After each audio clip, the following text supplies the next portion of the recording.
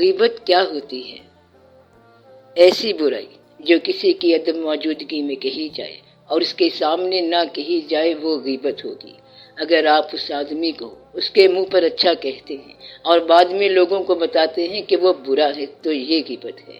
غیبت غیب سے ہے، یعنی عدم موجود کی برائی بیان کرنا۔ رجوع کے بعد آگے محبت تک کیسے جائیں؟ رجوع سے آگے کیا محبت ہونی ہے؟ رجوع اگر قائم ہو جائے تو محبت کا سوال ہی بے معنی ہے۔ اگر زندگی سے بے رغبت ہو جائے تو کیا یہ اطمینان کا اظہار ہے یا زندگی سے فرار ہے؟ ایسا سوال جس کا جواب لفظ میں ہو کہ یہ بات مشرق میں ہے یا مغرب میں ہے۔ اگر یہ کہیں کہ یہ مغرب میں ہے تو جواب ختم ہو جائے گا۔ اگر یہ جواب دیا جائے کہ یہ فرار ہے تو پھر بھی جواب ختم ہو جائے گا۔ آپ کو یہ بات پریشان کرتی ہے کہ آپ سوال کرنے سے پہلے کچھ وضاحت ضرور کرتے ہیں جو کہ آپ کے مینٹل سٹیٹس کے لیے ہوتی ہے، اور یہاں سے آپ کی بات کمزور ہو جاتی ہے۔ اب اس سوال پہ غور کرو کہ زندگی سے بے رغبت ہونے کی کیفیت کیا اطمینان ہے یا فرار ہے؟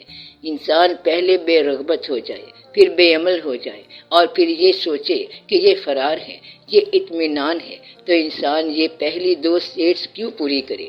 بے رغبت کیوں ہو جائے، بے عمل کیوں ہو جائے؟ تو یہ کون سا انسان ہے؟ اسے کس چیز سے رغبت نہیں ہے؟ یہ کون سا اور کیسا بے عمل انسان ہے؟ انسان میں سانس کا ایک عمل تو جاری رہتا ہے، زندگی کا عمل بھی جاری ہے، تو کون سا عمل ہے جو بے عمل ہو گیا؟ اسے کس چیز سے رغبت نہیں ہے؟ کون سی زندگی سے فرار کر کے اس نے کون سی زندگی بسر کرنی ہے؟ اس سوال کی شکل ٹیڑھی ہے اور یہ سوال تک نہیں پہنچی۔ انسان کو تنگی آتی ہے تو اللہ کے قریب ہو جاتا ہے، اور تھوڑی سی آسودگی آتی ہے تو غافل کیوں ہو جاتا ہے؟ اس دنیا میں انسان کو عمل کے لیے، حرکت کے لیے، زندگی گزارنے کے لیے جن جن فیکٹرز کی ضرورت ہے ان میں عام طور پر ذاتی خواہش یا آرزو ہوتی ہے۔ آرزو جو ہے یہ زندگی کی محرک ہے، یعنی کسی بھی شے کی آرزو ہو۔ آرزو آپ کے اندر اضطراب پیدا کرتی ہے، حرکت پیدا کرتی ہے، انسان کے اندر تلاش بن جاتی ہے۔ کبھی کبھی آپ آرزو کو اپنا حق سمجھ لیتے ہیں کہ یہ آرزو میرا حق ہے، مجھے میرا حق ملنا چاہیے، میری زندگی اس طرح ہونی چاہیے، آج کل کے حالات میں، آج کل کے زمانے میں میرا حق مجھے ملنا چاہیے۔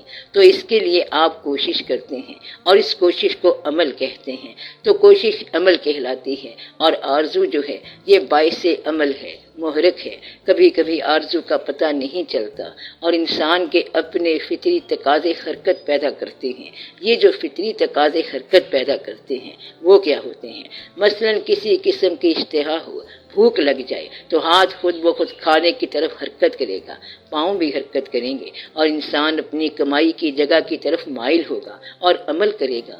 انسان کے وجود کے اندر یہ چیز موجود ہے کہ جہاں کسی ضرورت کا احساس پیدا ہوتا ہے، چاہے وہ علم میں ہو یا علم میں نہ ہو، تو وہ عمل بنتا جاتا ہے، اور آپ کے بے شمار عوامل ایسے ہیں کہ ان کے پیچھے آپ کی جبلت شامل ہے، فطری تقاضے شامل ہیں، ضرورتیں شامل ہیں۔ مثلا سامنے سے کوئی گاڑی آ رہی ہو تو آپ خود بخود ہی حرکت کر کے ہٹ جائیں گے، یعنی کہ زندہ رہنے کا آپ کے اندر جو ڈیفنس ہے وہ عمل کرنا شروع کر دیتا ہے۔ ایک تو عمل کی یہ وجہ ہے، بعض اوقات کوئی انسان ایسا ہوتا ہے کہ فطرت اس کو از خود ایک نصب العین کی طرف رجوع کراتی ہے۔ مثلا وہ تخت پر بیٹھا ہوا ہے اور فطرت نے اس کو جذبہ دیا کہ تو یہ تخت چھوڑ دے اور جنگل کی طرف نکل جا، تو یہ فطرت کی ڈکٹیشن ہے کہ کوئی کچھ بن جائے گا، کوئی کچھ اور بن جائے گا، کوئی سقراط بن گیا، کوئی پیغمبر بن گیا، کوئی اولیاء کرام میں سے ہو گیا۔ تو یہ فطرت کے اپنے شاہکار پیدا ہوتے رہتے ہیں۔ فطرت کسی میں کوئی بھی احساس رکھ دیتی ہے، کسی کو کنکویسٹ کی تمنا دے دی، کسی کو کچھ اور دے دیا۔ اب یہ ان کی آرزو نہیں ہوتی بلکہ ان کے اندر ایک قسم کا وجدان ہوتا ہے۔ مثلا زمین پر بیٹھا ہوا ایک شخص کہتا ہے کہ میں تمہارے ساتھ نہیں جا سکتا کیونکہ پھر میری رعایا کے ساتھ کیا ہوگا؟ وہ کہتا ہے کہ تو بادشاہ تو ہے نہیں، رعایا کدھر سے آ گئی؟ تو وہ کہتا ہے کہ ہم بادشاہ بننے والے ہیں۔ اب یہ زمین پر بیٹھے ہوئے شخص کا وجدان ہے تو اس کے اندر حرکت کا باعث ایک ایسا شعور ہے جس کا ظاہر ثبوت نہیں ہے۔ آدھی زندگیاں، آدھے لوگ اس عمل میں مصروف ہیں جس عمل کا جواز دنیا کو معلوم ہی نہیں ہے، تو لوگوں کو پتہ ہی نہیں کہ وہ کیا کر رہے ہیں، اور وہ ایمرجنسی میں ہیں کیونکہ ان کو وجدان ہے کہ ایسا ہے۔ مثلا کچھ لوگ دین کے خود ساختہ محافظ بنے ہوئے ہیں، جیسے ان کے پاس دین کا لائسنس ہو، اور کچھ لوگ دوسرے لوگوں کی بھوک کا ڈیفنس کر رہے ہیں، کہتے ہیں کہ غریب لوگ کہاں جائیں گے، ان کی مساوات کر دو، کیونکہ پتہ نہیں کہ ہمارے بھوکے عوام کیسے گزارا کرتے ہوں گے۔ کچھ اور لوگ اس اضطراب میں ہیں کہ اسلام کا کیا ہوگا، اس کو یہ بتاؤ کہ اگر اسلام میں اس سے بڑا کوئی آدمی موجود ہے، اس سے بڑا ڈیفنس موجود ہے تو وہ جانے اور اسلام جانے، اور اگر اس سے زیادہ کوئی باشعور انسان موجود ہے تو وہ جانے اور لوگوں کا فاقہ جانے۔ فی الحال تم اپنا فاقہ ٹالو۔ لوگوں کے اندر بعض اوقات وجدان یہ صحیح ہوتا ہے، لوگوں کے اندر بعض اوقات یہ وجدان صحیح ہوتا ہے اور بعض اوقات صحیح نہیں ہوتا۔ اس کو یہ بھی کہتے ہیں کہ خوش فہمی کا ہو جانا۔ مثلا ایک آدمی کے ذہن میں بادشاہت کی بات ہوتی ہے اور لوگوں کے پاس جا کر وہ کہتا ہے کہ ہم آپ لوگوں کا مستقبل بنانے کی کوشش کر رہے ہیں۔ اس سے کوئی پوچھے کہ لوگوں کا مستقبل بنانے کی آپ کیوں کوشش کر رہے ہیں؟ مقصد یہ کہ غریب کا مستقبل اس کے پاس ہی رہنے دو۔ پھر لوگوں کو ایسا سمجھا دیا جاتا ہے جیسے ان کا مستقبل واقعی ان کے ساتھ وابستہ ہے، اور پھر وہ لوگوں کا مستقبل بناتے بناتے ہمیشہ کے لیے ان کا مستقبل بگاڑ جاتے ہیں۔ ایسا بھی لوگ کرتے ہیں کہ آؤ تمہارا مستقبل بنائیں، یہ بینک ہے اور یہ بندوق ہے، ایسے پکڑو۔ اس طرح اس کا مستقبل بناتے بناتے اسے پولیس مقابلے میں مروا دیا۔ تو ایسے بھی کچھ لوگ ہوتے ہیں۔ اگر انسان میں شرارت نہ ہو تو وجدان پیدا ہو سکتا ہے۔ جو ریئل لائف ہے، ظاہر کی زندگی یعنی حقیقی زندگی، اور اس کے علاوہ جو آئیڈیل زندگی ہے یا خیال کی زندگی ہے، اس میں بڑا فرق ہوتا ہے۔ بس یہاں سے عمل پیدا ہوتا ہے۔ ریئل لائف تو یہ ہے کہ آپ غریبوں کے علاقے میں رہتے ہیں، غریب ملک میں رہتے ہیں، یہ ریئل اور حقیقی زندگی ہے، اور آپ کے دادا جان وہی ہیں جو کہ آپ کے دادا جان تھے۔ آپ انسان ہیں جیسے بھی انسان ہیں۔ اب آپ کے ذہن میں اور طرح کی زندگی ہے۔ انسان اپنے ذہنی تصورات، اپنے وجدان کو اپنی حقیقی زندگی میں دیکھنے کی تمنا کرتا ہے۔ اس کا عمل یہاں سے پیدا ہوتا ہے۔ آپ بات سمجھ رہے ہیں کہ عمل کہاں سے پیدا ہوتا ہے؟ بعض اوقات ایسا ہوتا ہے کہ کولیکٹیو لائف جو ہے یعنی اجتماعی زندگی جو ہے وہ اجتماعی طور پر ایک عمل کرتی ہے اور انسان اس میں انوالو ہو جاتا ہے۔ یعنی کہ ایک جگہ سارے لوگ جمع تھے، بڑی سیل تھی، تو یہ بندہ بھی وہاں چلا گیا اور وہاں سے کچھ خرید لایا کیونکہ سب خرید رہے تھے۔ پوچھا تم نے کیوں خریدا؟ تو کہتا ہے کہ سارے ہی لے رہے تھے، میں نے سوچا کوئی خاص بات ہوگی تو میں بھی لے آیا۔ تو جو سب کا شعور تھا وہ اس بندے کو بھی متحرک کر گیا۔ پھر ایسا بھی ہوتا ہے کہ جہاں سارے جھوٹ بول رہے تھے وہ بھی تھوڑی سی بے ایمانی لے کر آیا، کہتا ہے سارے کر رہے تھے، میں کوئی علیحدہ تو نہیں ہوں۔ جب سارے جھوٹ بول رہے تھے تو اب یہ اجتماعی عمل پیدا ہو گیا کہ ذاتی طور پر بھی جھوٹ بولنا پڑ گیا۔ یہ عجب زندگی ہے کہ اجتماعی عمل کو دیکھ کر انسان کا انفرادی عمل پیدا ہو جاتا ہے۔ مثلا میلہ چراغاں پہ اگر 15 بندے دھمال ڈال رہے ہوں تو جو بندہ وہاں جائے گا وہ اگر کچھ نہ بھی کرے تو بھی اس کے پاؤں ضرور حرکت کریں گے۔ یہ اس لیے ہے کیونکہ سارے جو کر رہے ہیں، اگر دمادم مست قلندر ہو رہا ہے تو جو کھڑا ہوا ہے وہ اگر اور کچھ نہیں کرے گا تو ہاتھ تو ضرور ہلانا شروع کر دے گا، کیونکہ اجتماعی عمل اس کے اندر رنگ ترنگ پیدا کر دے گا، وہ خود بخود ہی پیدا ہو جائے گا۔ جب آپ مسجد میں جائیں گے تو اگر 4 نمازیں چھوڑ بھی دیں تو 5ویں آپ ضرور پڑھنا شروع کر دیں گے۔ تو یہ اجتماعی زندگی کی تاثیر ہوگی۔ جب آپ یہ دیکھیں گے کہ سب بینک میں پیسے جمع کرا رہے ہیں تو غریبی آپ کو ڈھونڈتی ہوئی آئے گی اور کہے گی کہ 10 دن ہو گئے تو بینک ہی نہیں گیا، پھر کچھ کرنا پڑے گا۔ اس طرح آپ کچھ کرنا شروع کر دیں گے۔ اجتماعی شعور جو ہے یہ بعض اوقات انفرادی عمل پیدا کرتا ہے۔ تو انسان کی زندگی میں یہ عمل کی صورتیں ہیں، اس میں لگن ہو یا نہ ہو، تعلق ہو یا نہ ہو، عمل پیدا ہوتا رہتا ہے۔ اب ہمارا سوال یہاں پر یہ پیدا ہوتا ہے کہ اس عمل کی بے معنویت سے کیسے بچا جائے؟ عمل تو ہو ہی رہا ہے، کوئی بھی زندگی عمل سے بچ نہیں سکتی، اور جو بے عمل زندگی ہے وہ زیادہ عمل کرے گی۔ آپ بات سمجھ رہے ہیں؟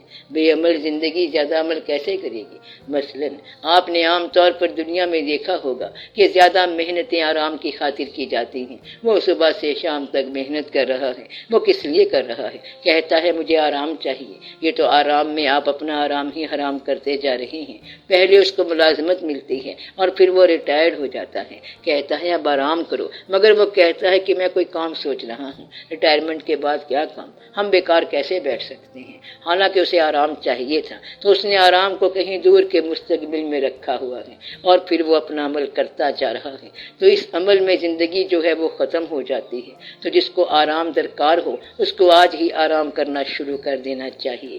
جو آج آرام نہیں کر سکا وہ کبھی بھی آرام نہیں کر سکتا۔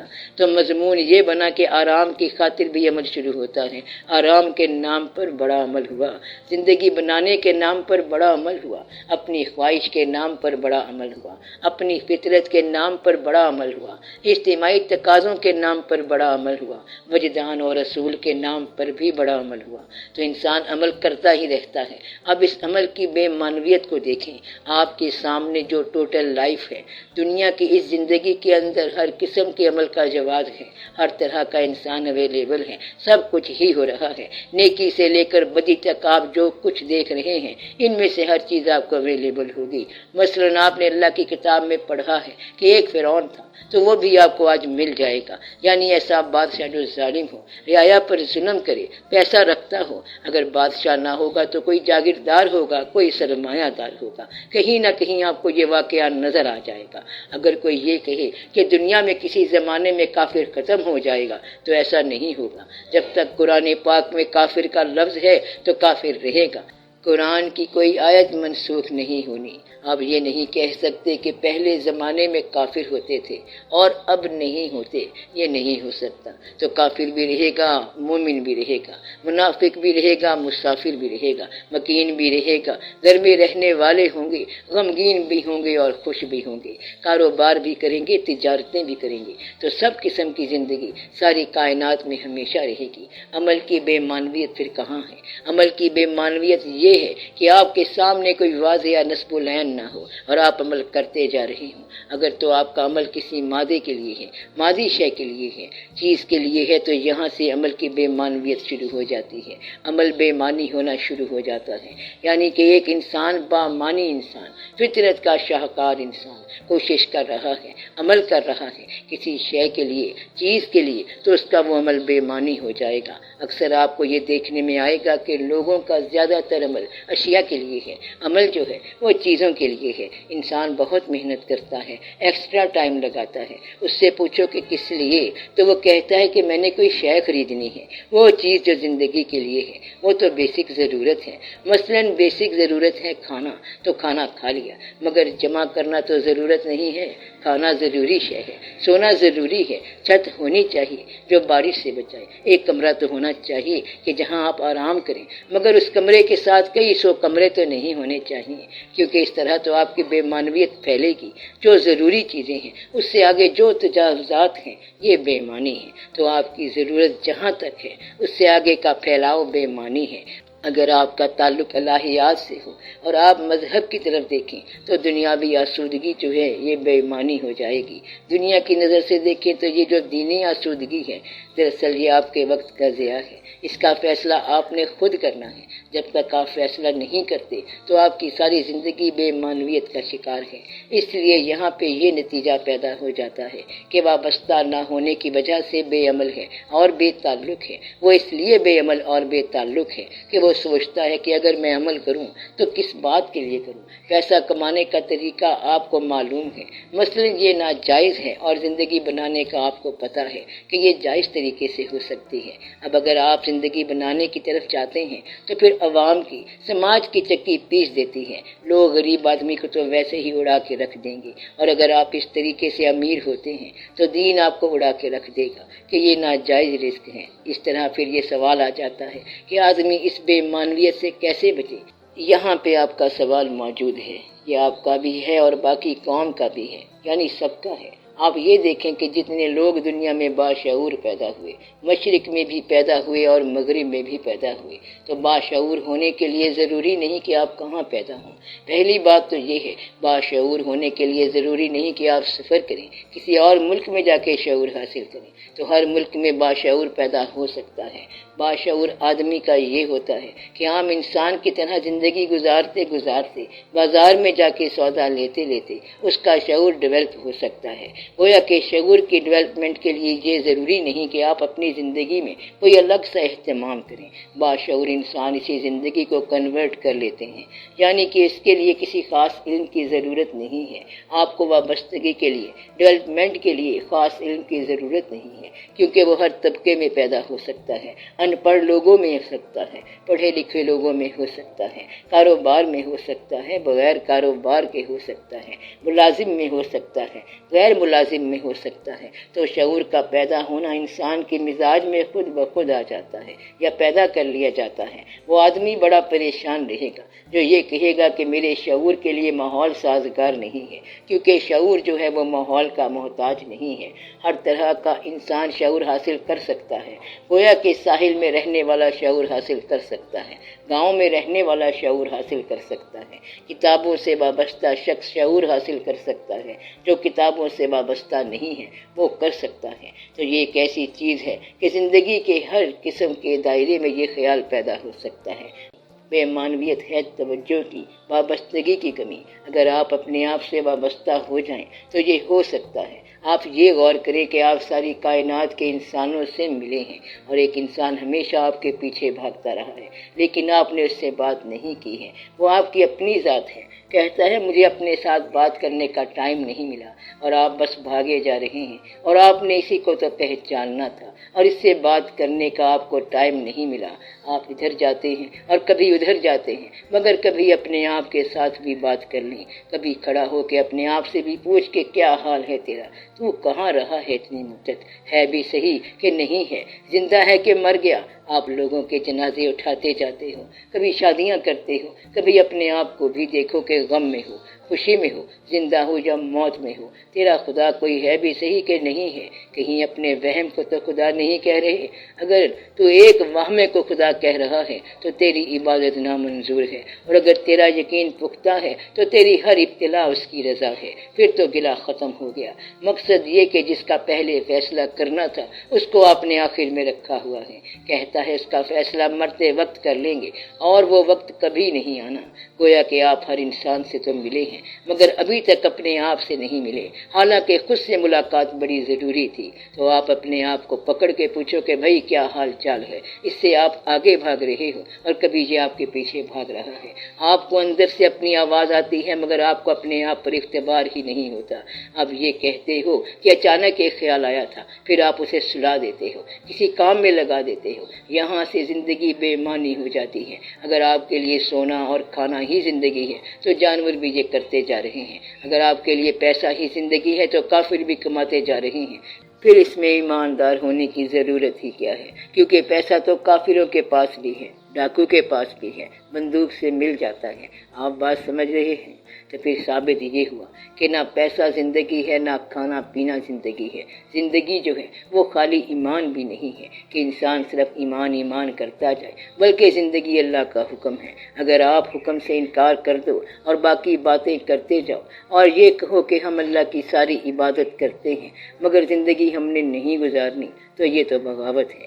گویا کہ وہ انسان باغی ہے جو یہ کہتا ہے کہ میں ماں کا حق نہیں دوں گا، باپ کا حق نہیں دوں گا، اولاد سے میرا کوئی تعلق نہیں ہے، میرا صرف عبادت سے تعلق ہے۔ یہ تو پھر نہ اللہ سے تعلق ہے اور نہ اس کے حکم سے تعلق ہے۔ یہ تو پھر بڑا مشکل مقام آ جائے گا، یہ تو ابلیس قسم کی بات آ جائے گی۔ تو یہاں سے آپ کی زندگی بے معنی ہونی شروع ہو جاتی ہے۔ زندگی کا پہلے فیصلہ کرو، یعنی آپ اپنے عقیدے کا جائزہ لو کہ عقیدہ ہے بھی صحیح کہ نہیں ہے۔ اگر عقیدہ ہے تو حال کے درست ہونے کی شرط نکال دو، حالات کے درست ہونے کی شرط نکال دو۔ عقیدے سے حالات کی بہتری نہیں مانگتے، بلکہ عقیدے سے عقیدے کی پختگی مانگتے ہیں۔ یہ مانگتے ہیں کہ یا اللہ ہم آپ کو مانتے ہیں تو ہمیں اپنی ذات سے وابستہ رہنے دے، مگر آپ تو کہتے ہیں کہ یا اللہ پہلے تو ہمارے حالات ٹھیک کر، پھر ہم نماز پڑھیں گے۔ اللہ کے ساتھ اس قسم کی دوستی نہیں چل سکتی۔ میرا کہنے کا مقصد یہ ہے کہ تم غور کرو، تم اپنے آپ کو بالکل ہی نظر انداز کر رہے ہو۔ اگر اللہ سے آپ کی وابستگی ہے تو پھر وابستگی ہی آپ کی زندگی ہے، پھر اس کیس میں آپ کی طرف سے کسی شرط کا امکان نہیں ہونا چاہیے۔ پھر اللہ آپ کو جس حال میں رکھ رہا ہے اس حال میں راضی رہنے کی تمنا ہی زندگی ہے۔ اللہ کے ساتھ ہر وقت تقاضے کرتے رہنا کہ میں تیری عبادت کر رہا ہوں، اب میرے لیے یہ کر دو وہ کر دو، یعنی کہ ماننے والا انسان عجیب و غریب ہی تماشے کرتا جا رہا ہے۔ اس طرح کا ماننے والا تو اللہ کو پریشان کرتا ہے کہ ایک دفعہ مان لیا اور پھر چیزیں مانگتا جا رہا ہے۔ اب ہر آدمی انفرادی طور پر یہ دیکھے کہ اپنی زندگی میں کبھی کمپیوٹر کی میموری رکھے اور اپنی ساری مانگی ہوئی اشیاء کا نیٹ رزلٹ نکالے تو مانگی ہوئی چیزیں اور وہ چیزیں جن سے آپ بیزار ہیں سب کا رزلٹ برابر نکل آئے گا۔ یعنی جو ایک چیز مانگی تھی پھر اس سے آپ خود نجات مانگ رہے ہیں، جو چاہا تھا اس کے برعکس بھی آپ نے چاہا تھا۔ اگر آپ اپنے سارے ماضی کو دوبارہ ریوائو کریں تو پھر آپ دیکھیں گے کہ آپ کی ایک خواہش دوسری خواہش کو کینسل کر رہی ہے، ایک چاہت دوسری چاہت کو کینسل کر رہی ہے۔ ایک آدمی آپ کو ناپسند ہے اور چاہتے یہ ہیں کہ وہ آپ کے ساتھ نیک عمل کرے، بندہ آپ کو پسند نہیں ہے، دل سے آپ اس کی عزت نہیں کرتے اور اس سے آپ چاہتے ہیں کہ وہ آپ سے تعاون کرے، تو یہ آپ کی کم عقلی ہے۔ مثلاً آپ کی سفر کرنے کی بڑی خواہش تھی اور آپ نے دعا کی کہ یا اللہ ہمیں مسافر بنا، دنیا کی سیر کرا، یہ آپ کی خواہش تھی، تمنا تھی۔ پھر آپ نے دعا کی یا اللہ میرا مکان بن جائے، تو کیا یہ کم عقلی نہیں ہے؟ مکان بنانے کی آرزو ٹھہرنے کی آرزو ہے اور سیر کرنے کی آرزو دوسرے کے مکان دیکھنے کی تمنا ہوتی ہے، اپنا مکان بنانے کی آرزو نہیں ہوتی۔ تو آپ اپنی ایک آرزو کو خواہش کو دوسری کے ساتھ کینسل کرتے ہیں، انجام کار نیٹ رزلٹ کو زیرو ہی کرتے جاتے ہیں۔ مثلاً ایک خوراک تھی صحت کے لیے، اب وہی چیز صحت کے لیے نقصان کر رہی ہے مگر آپ پھر بھی کھاتے جا رہے ہیں۔ جس چیز سے آپ کی صحت تھی اب آپ کی عمر کا وہ حصہ آ گیا کہ اس سے صحت نہیں ہے، پھر بھی آپ وہی کام کرتے جا رہے ہیں۔ اب آپ کی سب سے بڑی بیماری ہے خوراک۔ جب خوراک ضروری ہوتی ہے وہ صحت ہوتی ہے، اور جب خوراک ضروری نہ ہو تو وہی خوراک بیماری بن جاتی ہے۔ تو وہ حالت بن گئی ہے کہ جو صحت کے لیے ضروری تھی وہ اب بیماری ہے۔ اس لیے ہماری جتنی آرزویں ہیں اور جتنی دعائیں ہیں وہ وقت کے ساتھ ساتھ بد دعائیں بنتی جاتی ہیں اور آپ کرتے جاتے ہیں۔ آپ میری بات سمجھ رہے ہیں؟ تو نیٹ رزلٹ یہ ہو جاتا ہے، آپ اپنی تمام خواہشات کو دوسرے وقت کی خواہشات کے ساتھ کینسل کرتے جا رہے ہیں۔ اس ساری زندگی میں اس ورلڈ کی جو نیٹ لائف ہے، اس ساری زندگی میں سارے حاصل جمع کر لو، ساری محرومیاں جمع کر لو تو رزلٹ زیرو ہوگا۔ ایک کا حاصل دوسرے کی محرومی ہے، خود بخود ہے۔ جہاں ایک کی خوشی ہوگی دوسرے کا غم ہوگا۔ مثلاً آپ کے لیے عید آ رہی ہے مگر بکروں کی تو عید نہیں ہوگی، ان بیچاروں کے لیے تو کچھ اور ہی ہوگا۔ تو جہاں آپ حاصل کرتے ہیں وہاں دوسرا اس سے محروم ہو جاتا ہے۔ اگر دنیا کا سارا خاندان ایک ہے تو آپ ایک سے لیتے ہیں اور دوسرے کو دیتے رہتے ہیں اور سمجھتے ہیں کہ زندگی کامیاب ہے، حالانکہ ایک کھوتا ہے اور دوسرا حاصل کرتا ہے۔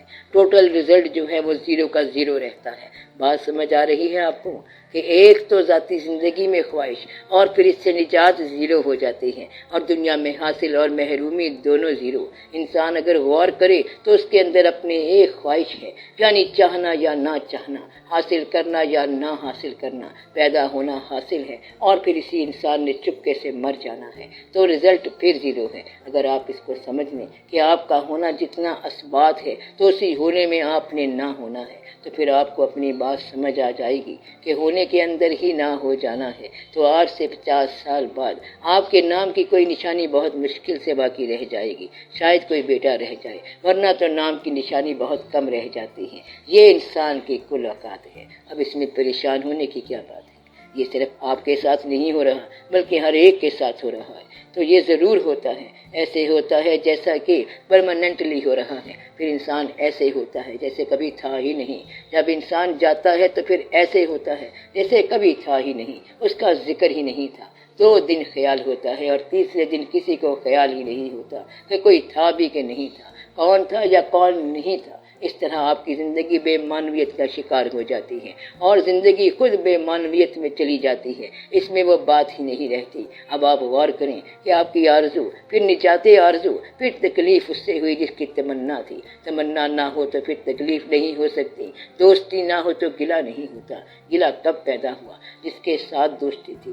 تو ہمارے گلے ہماری خواہش کا نام ہے، تکلیف اسی سے ہوتی ہے جس سے راحت پہنچتی ہے، راحت نہ پہنچے تو تکلیف نہیں ہوتی۔ تو زندگی کے اندر ہمارے تعلقات ہی ہماری طاقت ہیں اور تعلقات ہی کمزوری ہیں، یہی ہمارا حاصل ہے اور یہی ہماری محرومی ہے۔ ہم خوش ہوتے ہیں کہ ہم نے مکان بنایا اور ہمیں افسوس ہوتا ہے کہ ہم نے قرضہ دینا ہے۔ قرضہ تو ہونا ہے، بینکوں سے پیسے لیتے ہو تو قرضہ کیسے نہیں ہوگا؟ ایسا تو زندگی میں ہوگا۔ اسی طرح ایک آرزو ہے دوست بنانے کی اور شادی کرنے کی، بڑی خوشی سے شادی کرو، مگر اس کے بعد یہ نتیجہ نکلتا ہے کہ ایک ڈیوٹی بن جاتی ہے، پریشانی بن جاتی ہے، اور آپ کہتے ہیں کہ میرے ساتھ ہوا کیا؟ ایک خوشی کی خاطر آپ نے کتنے ہی بکھیڑے بنا لیے، پہلے بچے، پھر ان کی پڑھائیاں اور پھر دوسرے واقعات۔ ان بچوں کی خوشی کے مضمون سارے پیسے سمیٹ کے لے جاتے ہیں، اور پھر الٹیمیٹلی ہوتا کیا ہے؟ بیٹی لے گئے جوائی اور بہویں لے گئی پت، تریا جوبن لے گئی رہے اوت کے اوت۔ آپ بات سمجھ رہے ہیں کہ آپ کی بیٹی کو داماد لے گیا اور بہو آپ کے بیٹے کو لے گئی، بیوی آپ کی جوانی کو لے گئی اور آپ وہی کے وہی رہے۔ اس طرح آپ بوڑھے ہو جاتے ہیں۔ اس کا نیٹ رزلٹ یہ ہے کہ آپ وہی کے وہی رہ جاتے ہیں۔ تو یہ ہے انسان کا نیٹ رزلٹ کہ کوئی شے ایسی نہیں ہے جو اس کے لیے یہاں پرماننس کا باعث ہو۔ اب یہاں اگر آپ کے مزاج میں الہیات نہ ہو تو یہ آپ کے لیے پریشانی کا باعث ہوگا۔ کسی کا فرض آپ کیسے پورا کر سکتے ہیں؟ اگر آپ پر اللہ کی محبت ذاتی طور پر فرض ہو گئی تو پھر آپ یہ پوری کر سکتے ہیں۔ کسی کے حکم کو آپ پورا نہیں کر سکتے، دوسرے کی محبت آپ نہیں نبھا سکتے۔ آپ بات سمجھ رہے ہیں کہ جب تک آپ کو اللہ سے خود محبت نہ ہو، آپ کسی کے حکم پر خود یہ محبت نہیں کر سکتے۔ اب آپ دیکھیں کہ آپ کہاں تک پہنچ گئے ہیں۔ نہ کافروں جیسا پیسہ آپ کو ملا ہے، نہ مومنوں جیسا ایمان ملا، نہ زندگی میں وہ تیزی آئی، نہ عمل پورا ہوا، نہ سیاست آپ کی صحیح رہی، نہ آپ کا علم صحیح رہا، نہ وہ فراست حاصل ہوئی، نہ آپ کو دنیا ملی اور نہ آپ نے اپنے لیے کچھ بنایا۔ تو یہ آپ کے اضطراب کا باعث ہے، یہاں سے آپ ڈسٹرب ہوتے ہیں۔ اس لیے آپ کی وابستگیاں جو ہیں وہ اکثر بدلتی رہتی ہیں کہ انسان کرے تو کیا کرے، جائے تو کہاں جائے۔ جائز طریقے کا پیسہ نہیں ملتا، جائز لوگوں کا ایمان نہیں ٹھہرتا، پھر انسان کرے تو کیا کرے۔ یہاں آ کے آپ رکے ہوئے ہیں۔ اس کا علاج صرف یہ ہے کہ آپ فیصلہ کر لیں، دل کی آزادی شہنشاہی، شکم سامان موت۔ اگر آپ دل کی آزادی چاہتے ہیں تو یہ بادشاہی ہے، اور بھرا ہوا پیٹ چاہتے ہیں تو یہ موت ہے۔ آپ نے خود فیصلہ کرنا ہے کہ دل یا شکم، تو آپ اپنے لیے خود فیصلہ کریں۔ اگر آپ نے خود فیصلہ کر لیا کہ میں اللہ کی طرف رجوع کروں گا تو کوئی طاقت آپ کو روک نہیں سکتی۔ پھر تو آپ جانتے ہیں کہ غریبی میں بھی اللہ ملتا ہے، دولت مندوں کو بھی اللہ ملا، مغرب والوں کو ملا، مشرق والوں کو ملا، پہاڑ پر رہنے والوں کو ملا، صحرا میں رہنے والوں کو ملا۔ فطرت کے تقاضوں کی کرتا ہے نگہبانی، یا بندہ صحرائی یا مرد کوہستانی۔ تو اللہ ہر ایک کے پاس ہوا، آپ کے پاس نہیں ہوگا، کیونکہ آپ کا خیال پختہ نہیں ہے۔ اگر آپ یقین یہ کریں کہ ہم نے اللہ کی طرف رجوع کرنا ہے تو پھر ایک وعدہ ضرور کر لو کہ ہم اللہ سے محبت کے بدلے میں حالات کی اصلاح نہیں مانگتے۔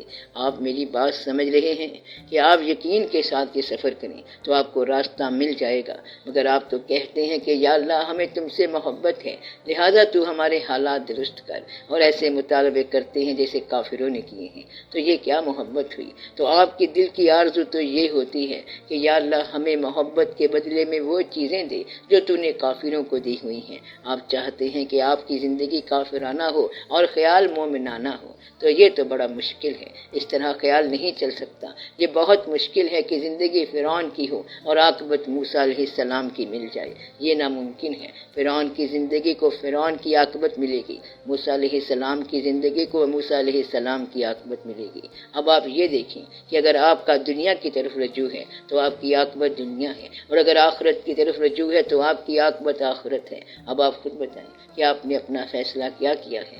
آپ نے اپنا فیصلہ خود کرنا ہے، آپ عمل کرتے ہی نہیں۔ کوئی آدمی یہ نہیں بتائے گا کہ آپ عمل چھوڑ دیں۔ آپ یہ بات یاد رکھیں کہ یہ جو زندگی چلی ہے اس نے ایک مقام سے آخری مقام تک جانا ہے۔ اگر آپ کو ابتدائی مقام میں کوئی مبلغ مل جائے، یعنی اگر آپ کا بچپن ہو اور آپ کو کوئی تبلیغ کرنے والا مل جائے تو وہ آپ کو کہے گا کہ محنت کرو، پڑھائی کرو، بڑوں کا ادب کرو، کہنا مانو، پاس ہوتے رہا کرو، فیل نہ ہو جانا، اسکول جایا کرو، مدرسے جایا کرو، تو وہ آپ کو یہ باتیں سمجھائے گا۔ کیوں؟ کیونکہ وہ مبلغ آپ کے ابتدائی ایام میں کھڑا ہے۔ مبلغ سے مراد جاننے والا شخص ہے۔ جاننے والا آپ سے ابتدائی زمانے میں یہ نہیں کہے گا کہ تو اللہ سے لو لگا اور زندگی کو چھوڑ، کیونکہ ابھی تو آپ نے زندگی کو چکھا ہی نہیں ہے، تو وہ آپ سے اس طرح بات کرے گا۔ اگر آپ کو جوانی کے ایام میں ملے گا تو وہ آپ سے یہ کہے گا کہ تو اب کائنات کا حسن دریافت کر، چاند کا نکلنا، لہروں کا اضطراب، یہ اونچے اونچے پہاڑ، یہ صحرا، یہ دریا، برف باری، کائنات کو دیکھ، ہر طرف جلوے ہیں، رونقیں لگی ہوئی ہیں، کیونکہ آپ جوان ہیں۔ آپ کو یہ دعوت ہے، دعوت نکاح ہے کہ آپ تھوڑی سیر کر لو اور اللہ تعالیٰ کے جلوے دیکھو کہ ہر روز ہی اس کی نئی شان ہے، ہر روز اس کے نئے جلوے ہیں۔ پالتا ہے بیج کو مٹی کی تاریکی میں کون، کون دریاؤں کی موجوں سے اٹھاتا ہے سحاب، کون لایا ہے کھینچ کر پچھم سے باد سازگار، خاک پہ کس کا ہے یہ نور آفتاب، کس نے بھر دی موتیوں سے خوشائے گندم کی جیب، موسموں کو کس نے سکھلائی ہے خوئے انقلاب۔ تو دیکھ تو صحیح کہ وہ کیا رونق لگا رہا ہے، تو آپ اس کو دیکھو، اس کو دیکھو۔ کائنات میں سیر کے لیے بڑی جگہیں ہیں، تو وہ دیکھو، کیونکہ آپ کے جوانی کے دن ہیں۔ اب یہ عبادت ہے کہ جوانی میں آپ اللہ کا رنگ، اس کے روپ، میلہ، رونق دیکھ لو۔ تو جوان آدمی کو کوئی نہ کوئی حرکت ضرور کرے گا، اس کو کرنے دو۔ بچے کو زندگی کا شعور حاصل کرنے دو کہ محنت کرے، اسکول جائے، بزرگوں کا خیال رکھے۔ ایک چھوٹے بچے کی کہانی سنو۔ 8 سال کا بچہ تھا، اس کو ماں نے پھول لا دیے اور کہتی ہے کہ بیٹا دیکھو یہ پھول ہیں، یہ بڑے خوبصورت ہیں۔ 8 سال کا بچہ پھول لے کے دیکھتا ہے اور کہتا ہے ماں میں پھولوں سے ضرور محبت کرتا، اگر مجھے یہ علم نہ ہوتا کہ یہ مرجھا جایا کرتے ہیں۔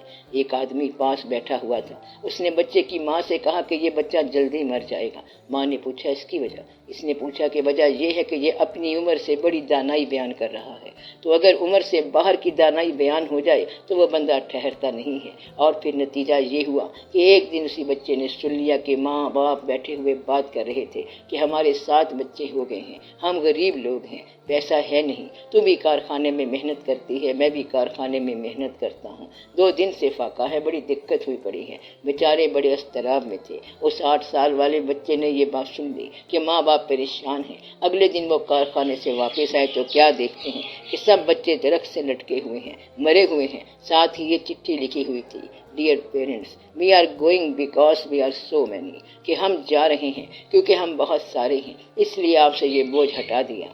تو عمر سے بڑی اگر کوئی دانائی کرے گا تو حماقت ہوگی، تو دانائی کے لیے ایک عمر چاہیے۔ اگر جوان آدمی بچپن کسی حرکت کرے گا تو یہ برا لگے گا، اور بڑھاپے کی طرح بات کرے گا تو بھی اچھا نہیں لگے گا۔ جوانی میں ویسے بھی حرکت کے ہونے کا امکان ہے۔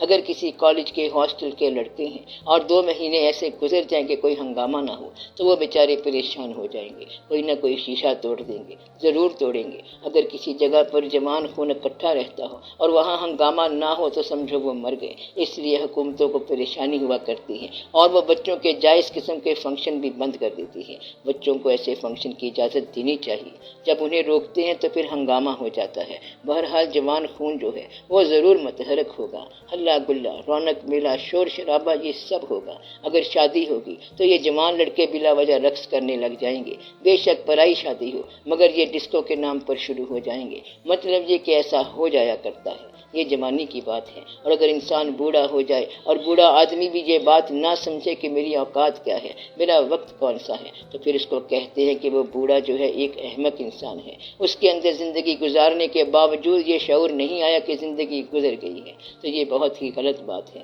تو عمر کے ہر حصے کے لیے دانائی کی باتیں الگ الگ ہیں، اس لیے آپ کو بات سمجھ نہیں آتی۔